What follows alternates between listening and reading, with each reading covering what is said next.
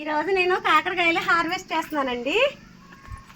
ఇదిగో చూడండి, ఒకసారి కాకరకాయలు చూడండి పందిరి కింద ఎంత అందంగా ఉన్నాయో. ఇదిగో చూడండి, ఇగండి అదిగండి, ఇవన్నీ నేను కాకరకాయలు హార్వెస్ట్ చేస్తున్నాను ఈరోజు.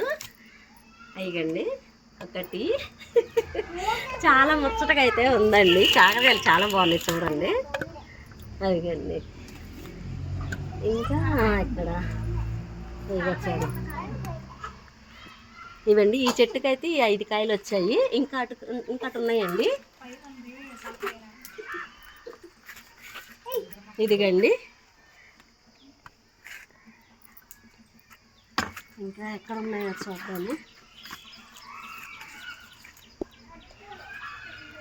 ఇదిగండి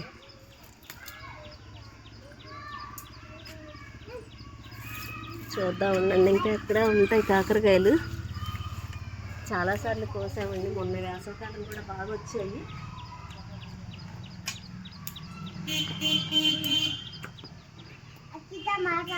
కూడా ఉన్నాయండి.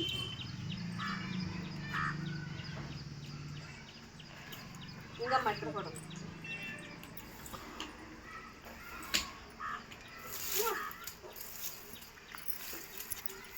ఇంకండి ఇవన్నీ కాకరకాయలు. ఈరోజైతే ప్రస్తుతానికి కాకరకాయలు హార్వెస్ట్ చేస్తున్నాను.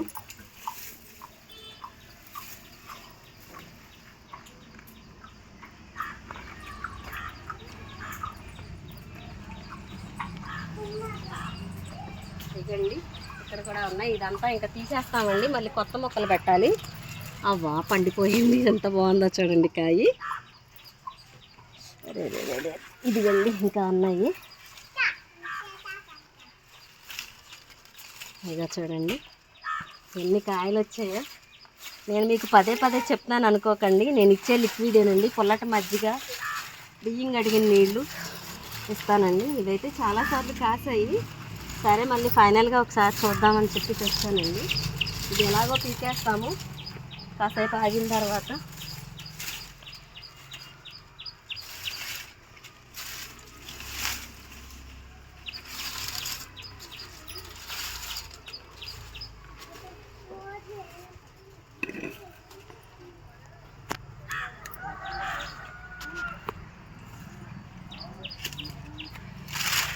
ఇవన్నీ కట్ ఉన్నాయి.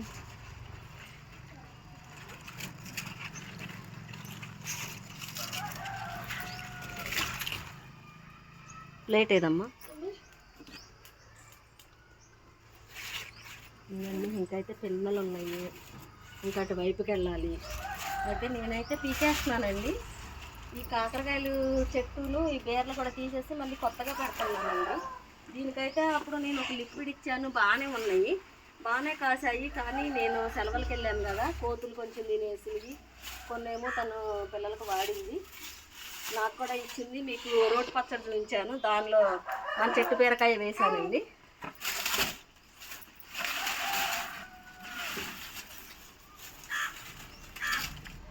ఇవ్వండి ఈరోజు అయితే ఈ కాయలు వచ్చాయి. పిల్లలు ఇవ్వండి మన చెట్టుకు వచ్చిన కాకరకాయలు. చూసారా ఎప్పుడైనా మీరు కాకరకాయలు చూసారా? అయితే వండుకుందామా ఒకరోజు, వండుకుందామా? సరే అయితే